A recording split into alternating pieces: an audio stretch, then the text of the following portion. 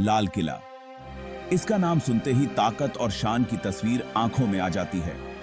यमुना नदी के किनारे खड़ा ये आलीशान किला सिर्फ ईंटों और पत्थरों से बनी एक इमारत नहीं है। ये हमारे शानदार इतिहास का प्रतीक है, भारत की समृद्ध संस्कृति और विरासत का प्रमाण है। आज हम इस अद्भुत इमारत की सैर पर निकलेंगे, इसकी बारीकियों को समझेंगे और इसकी दीवारों में छिपी कहानियों को जानेंगे। ये सफर हमें मुगल साम्राज्य के स्वर्णिम युग में ले जाएगा।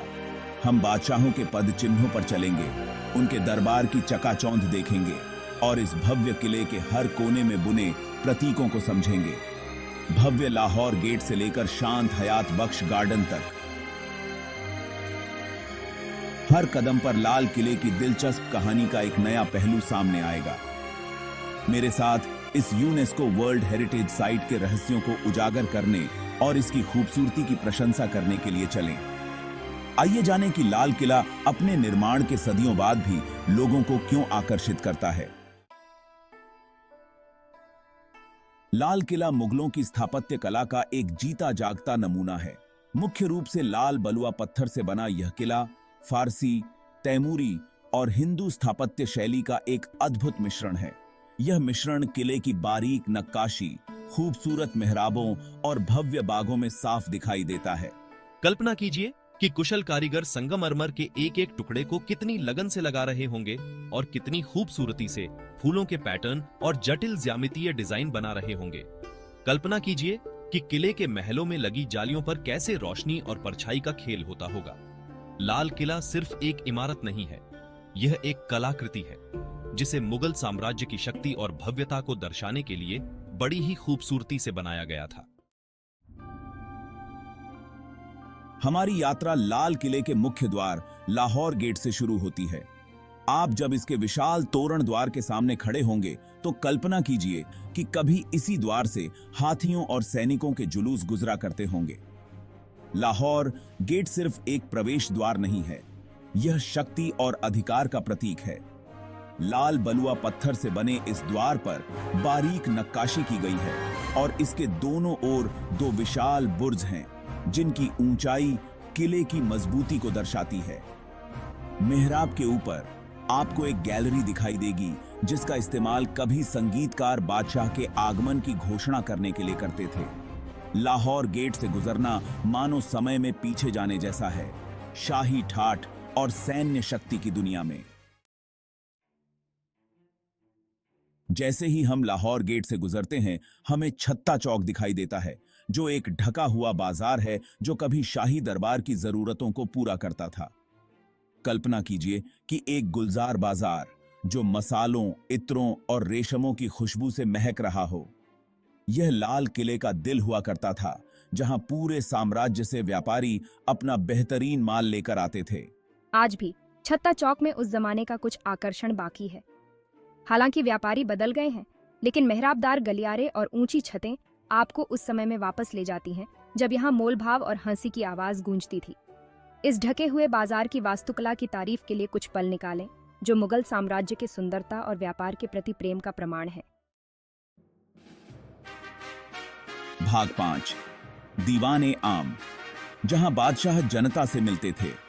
हमारी यात्रा अब हमें दीवाने आम यानी आम जनता के लिए दरबार हॉल ले जाती है।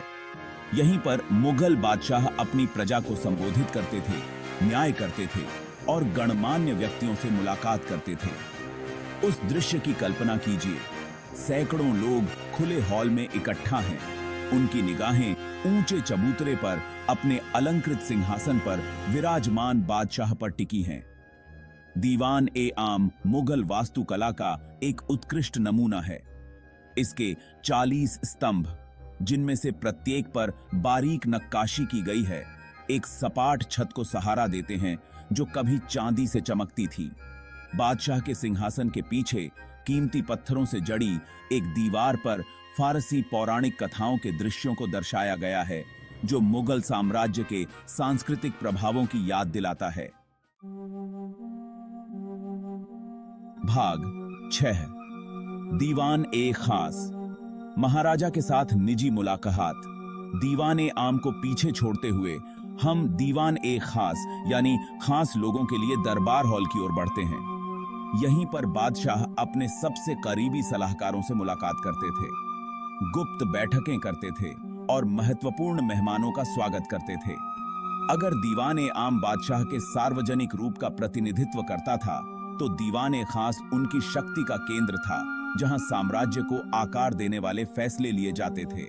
दीवान एक खास आकार में दीवान ए आम से छोटा और ज्यादा निजी है, लेकिन इसकी खूबसूरती कम प्रभावशाली नहीं है। यह हॉल पूरी तरह से सफेद संगमरमर से बना है, जिसमें कीमती पत्थरों को जड़कर जटिल फूलों के पैटर्न बनाए गए हैं। कल्पना कीजिए कि मुगल बादशाह अपने दरबारियों से घिरे हुए इस भव्य जगह में राज्य के मामलों पर चर्चा कर रहे हैं। भाग 7 मयूर सिंहासन का प्रतीकवाद। हालांकि नादिर शाह के आक्रमण के दौरान असली मयूर सिंहासन लूट लिया गया था, लेकिन इसकी कहानी आज भी दीवान ए खास की दीवारों के भीतर जिंदा है। कल्पना कीजिए कि एक अद्वितीय वैभव वाला सिंहासन जो सोने से बना हो और हीरे, माणिक, पन्ना और मोतियों से जड़ा हो। यह था मयूर सिंहासन, जो मुगल शक्ति और वैभव का प्रतीक था। इस सिंहासन का नाम इसके पीछे खड़े 2 मोरों के कारण पड़ा, जिनकी पूंछें चौड़ी फैली हुई थीं और कीमती पत्थरों से जड़ी थीं। मोर सिंहासन के अन्य सजावटी तत्वों के साथ साथ प्रतीकात्मक अर्थ रखते थे। वे मुगल साम्राज्य के धन, शक्ति और शासन करने के दैवीय अधिकार का प्रतिनिधित्व करते थे। हालांकि मयूर सिंहासन अब नहीं रहा, लेकिन इसकी यादें आज भी लोगों को आकर्षित और प्रेरित करती हैं। भाग 8 स्वर्ग के बगीचे। सुंदरता की मुगल अवधारणा। लाल किले की यात्रा इसके बागों में जाए बिना पूरी नहीं हो सकती। मुगल अपने बागों के प्रेम के लिए प्रसिद्ध थे, जिन्हें वे स्वर्ग के सांसारिक प्रतिरूप मानते थे। लाल किले के बगीचे अपने पूर्णतः सम्मित लेआउट, बहती नहरों और सुगंधित फूलों के साथ इसी दर्शन के प्रमाण हैं। जैसे ही आप हयात बख्श गार्डन में घूमते हैं, कल्पना कीजिए कि मुगल बादशाह और उनके परिवार इस शांत वातावरण में दरबार के जीवन की गर्मी और दबाव से राहत पाते होंगे। नहरों में बहते पानी की आवाज, हवा में चमेली और गुलाब की खुशबू, पेड़ों के बीच रंग बिरंगे पक्षियों का उड़ना, ये सभी तत्व मिलकर शांति और सद्भाव का एहसास कराते थे। भाग 9 लाल किले की विरासत, एक अमर स्मारक। जैसे ही लाल किले की हमारी यात्रा समाप्त होती है, इस उल्लेखनीय संरचना के महत्व पर विचार करने के लिए कुछ पल निकालें। लाल किला सिर्फ एक ऐतिहासिक स्मारक नहीं है, यह भारत के समृद्ध और जटिल अतीत का प्रतीक है। इसकी दीवारों ने मुगल साम्राज्य के उत्कर्ष से लेकर स्वतंत्रता संग्राम तक सदियों का इतिहास देखा है। आज लाल किला भारत की चिरस्थायी विरासत के प्रमाण के रूप में खड़ा है। यह देश के मुगल अतीत, उसके औपनिवेशिक इतिहास और एक आधुनिक राष्ट्र बनने की उसकी यात्रा की याद दिलाता है। लाल किला एक ऐसी जगह है जहां अतीत और वर्तमान का मिलन होता है, जहां दुनिया भर से पर्यटक भारत की समृद्ध सांस्कृतिक विरासत से जुड़ने आते हैं। भाग 10 आने वाली पीढ़ियों के लिए अतीत को संरक्षित करना। लाल किला अन्य सभी ऐतिहासिक स्मारकों की तरह समय और प्रकृति की चुनौतियों का सामना कर रहा है। इस स्थापत्य कला की उत्कृष्ट कृति को आने वाली पीढ़ियों के लिए संरक्षित करने के लिए सरकार, संरक्षणवादियों और जनता सभी के संयुक्त प्रयास की आवश्यकता है। जैसे ही हम लाल किले की भव्यता पर अचंभा करते हैं, हमें इसकी रक्षा करने की अपनी जिम्मेदारी को भी याद रखना चाहिए। संरक्षण प्रयासों का समर्थन करके, जिम्मेदारी से पर्यटन को बढ़ावा देकर और खुद को और दूसरों को किले के महत्व के बारे में शिक्षित करके हम यह सुनिश्चित कर सकते हैं कि भारत की विरासत का यह प्रतीक आने वाली पीढ़ियों के लिए भी प्रेरणा और आश्चर्य का स्रोत बना रहे। लाल किला सिर्फ अतीत का एक स्मारक नहीं है, यह एक विरासत है जिसे हम भविष्य के लिए सांधे संजो कर रखे हैं।